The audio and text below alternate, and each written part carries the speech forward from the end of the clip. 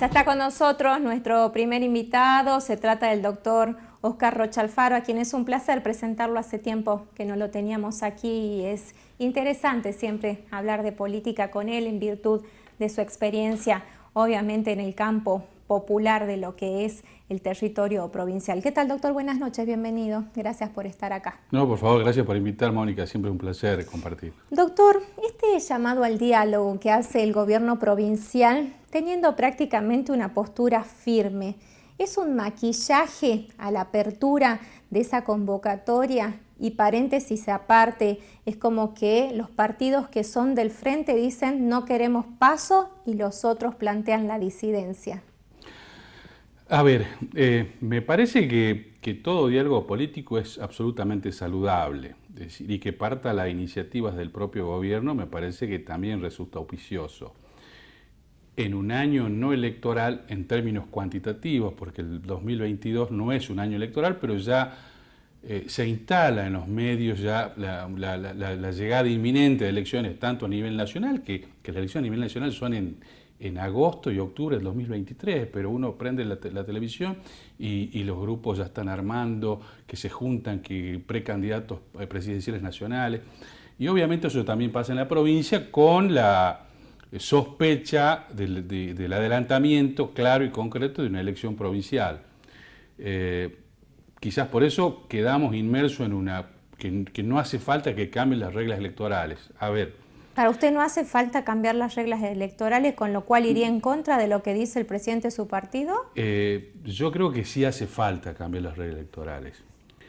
Creo que hace falta una reformulación del sistema político en la provincia en términos de la Constitución sancionada, pero sí hay un gran margen para hacer una buena reforma política y eso también incluye una reforma electoral. Me parece que sería sensato avanzar en una reforma electoral que transmita las cosas que están pasando en la provincia en estos tiempos.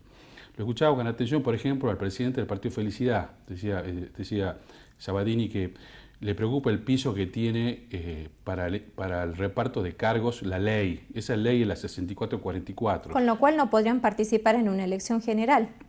Tal cual, es decir, a ver, en la hipótesis de una elección general, para entrar al reparto de cargos tiene que tener un 5% como mínimo. Por eso es que se terminan conformando las listas de candidatos electos o proclamados de un par de partidos nomás, ¿sí?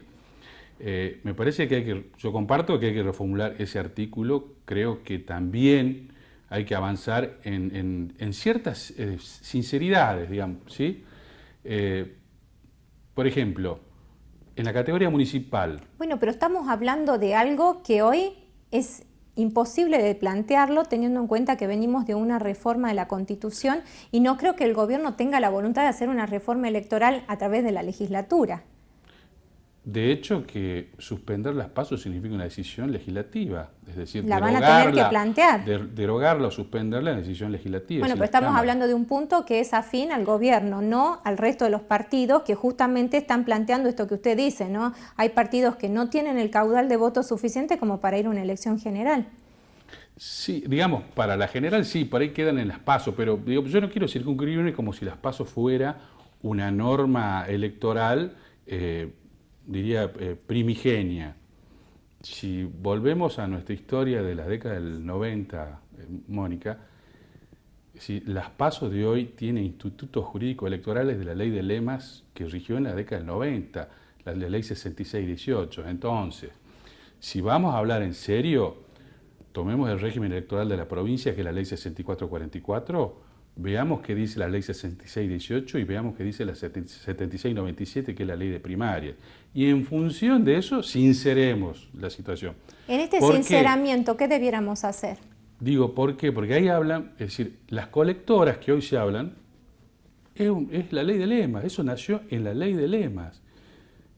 Se trasvasó hasta llegar a las primarias con las adhesiones de las colectoras. Bueno, hay que sincerar esas cosas. Si está bueno que votar por acá signifique llevarle el voto a este señor, a esta candidatura o no, ¿sí? ¿Cómo se establecen los frentes?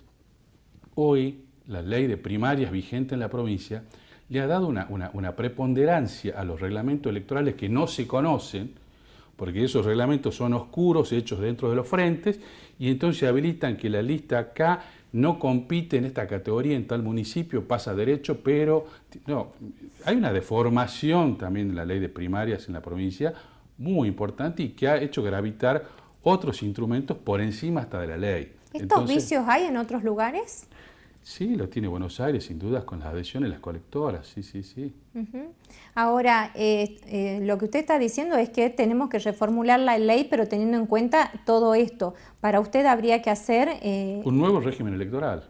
¿Y cómo sería? Sí, la base está en la ley 6444, que es el régimen electoral primigenio de la provincia del año 87. ¿Internas abiertas y simultáneas hablamos? No prevé, era el mecanismo de partidos de internas partidarias. Digamos, creo que también a eso yo comparto que a los partidos políticos me parece que una de las formas de volver a la disciplina partidaria, de volver a la organicidad partidaria, es que los partidos empiecen a tener una línea interna muy definida y no permitir, como nos ha pasado a nosotros, es decir, todo bien con la diputada Fiore, pero ha tenido un camino muy sinuoso en la política salteña y con respecto al propio partido. Entonces digo, me parece que hay que volver a una línea orgánica muy clara y muy definida. Y eso lo permite una interna robusta, cerrada. Que, a ver, es decir, obligarle a la gente que vaya a votar una interna partidaria. Bueno, si les parece saludable el mecanismo de primarias abiertas, debería ser voluntaria entonces. Es decir, el ciudadano común se siente con la voluntad de ir o no. Pero eso genera que empiecen los aparatos partidarios. Ahora, Llevo a votar por plata. Ahora, ¿podemos reducir este debate a pasos sí, pasos no, a una cuestión netamente económica? No. Yo también comparto el argumento de que no hay gasto en la democracia, son inversiones. La calidad de nuestros representantes está pasando por cómo los estamos seleccionando.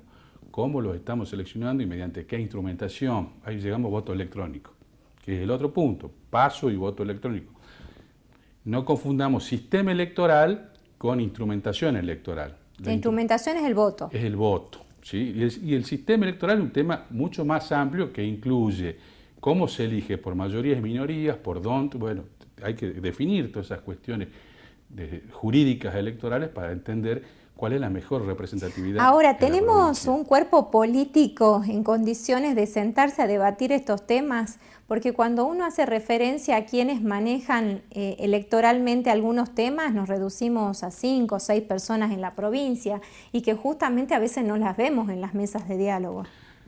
Digo, en mi experiencia como exfuncionario anterior también yo lo miraba, a ver, fui secretario. Usted es una persona que maneja el tema electoral, de hecho es apoderado de partidos, está siempre en el recuento de votos y como le digo, como usted hay 5 o 6 personas que constantemente están en las elecciones y que son los que manejan al dedillo cómo se maneja eso.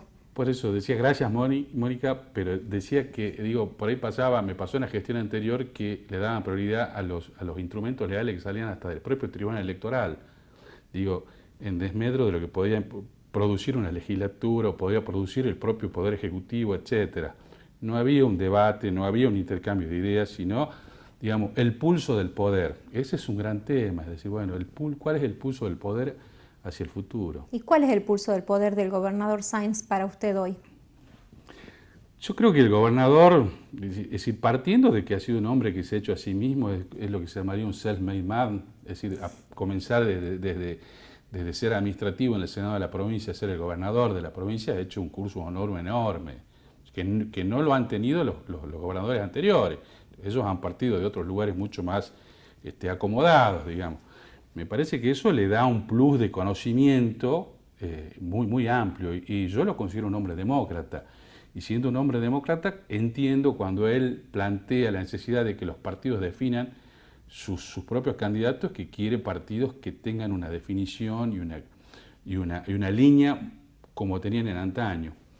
Ahora, pasamos a la praxis política si terminamos en candidatos que tienen orígenes hasta de sin partido, mediáticos muchos. Sí, ¿cómo se llama? Numeral y el nombre, tiene un nombre particular en informática, no recuerdo.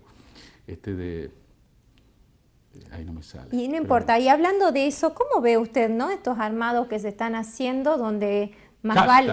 Hashtag. No son ni partidos, son hashtag. Sí, ahora sí. ¿Cómo ve, no, esto de que surgen candidatos que obviamente después nos representan y que solamente son figuras conocidas, conocen poco de lo que es la política, de lo que es la legislación y ni siquiera toman el trabajo de formarse, ¿no? Porque a veces si uno tiene la posibilidad de llegar a algún cargo, podría tomarse un tiempo para formarse o rodearse de gente que aporte a eso. ¿Cómo lo ve usted? Sin dudas, Mónica. Digamos, la formación política, más allá del contacto diario con la gente y la vocación de servicio que puede tener cualquier dirigente, también tiene que ir acompañada de una dotación ilustrada de lo que significa la política. Porque una cosa son los cargos ejecutivos, ¿no? Que por ahí uno está para hacer. Otra cosa es cuando tenemos que legislar en función del resto y marcar políticas públicas a largo plazo. Así es. Y creo que esta dinámica de la representatividad tan volátil o tan líquida, al decir de algunos filósofos contemporáneos, genera que los candidatos que hoy representan a la gente no tengan un basamento o una larga carrera política y un conocimiento político. Y uno aspira ahí entonces que tengan un gran sentido común, ¿no? Un gran sentido, una razonabilidad en entender de las cosas que la sociedad necesita, pero para el diseño de políticas públicas de mediano y largo plazo, eso es absolutamente insuficiente. Ahora, yo marcaba al comienzo, ¿no? Hay partidos políticos que no son del frente gobernante y le dicen no a las PASO, y vemos un PRS que se sienta en la mesa de diálogo y es como que desde afuera vemos que se allana a lo que el gobierno ya está planteando y ya lo tiene decidido.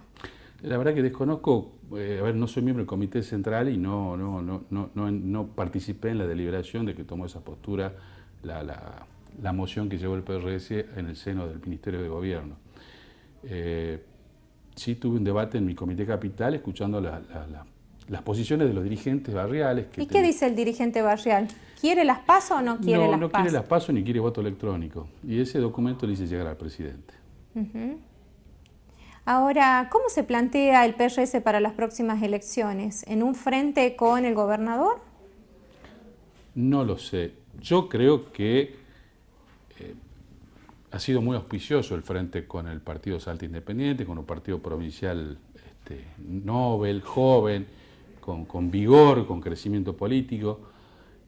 Sí creo que siguen estando los tiempos de los frentes, sigue la hegemonía de los frentes electorales, es decir, uno puede tener la voluntad política, el voluntarismo de decir no, hay que poner un partido, salir solos, pero realmente en términos electorales es una competencia sin ningún logro concreto.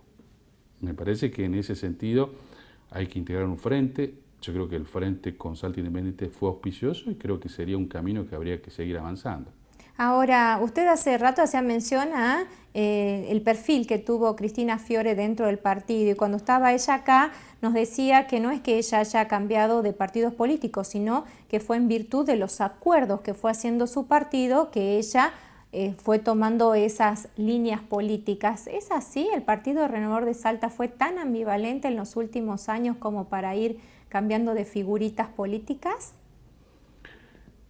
Yo creo que, todo partido provincial tiene un margen. El Partido Renovador salió con Angeló, salió con Menem, digamos. Bueno, pero siempre nos planteamos eso y una cosa es el ámbito nacional donde un partido provincial debe adherir y otra cosa es el provincial donde debe definir posturas. Yo creo que en ese sentido quienes condujeron el partido desde la década pasando, el 2000 después, diría yo, de la implosión político-partidaria que significó el 2001, creo que se empezaron a volver más laxos la organicidad partidaria y permitió que los dirigentes con, sin duda, potencial electoral, transiten caminos muy sinuosos, ¿sí?, con respecto a una línea partidaria. Yo recuerdo saber del senador Gómez Díez en el 2003 que votaba de una manera y el diputado Soto votaba de otra en el Congreso Nacional.